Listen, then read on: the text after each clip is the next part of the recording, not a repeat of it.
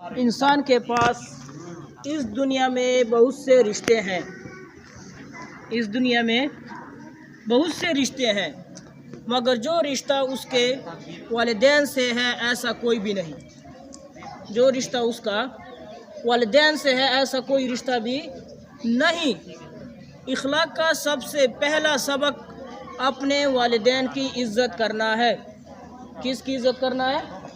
والدین کی عزت کرنا ہے۔ قرآن کریم میں بھی کئی جگہ اپنے والدین سے اچھا برتاؤ کرنے کا حکم دیا گیا ہے۔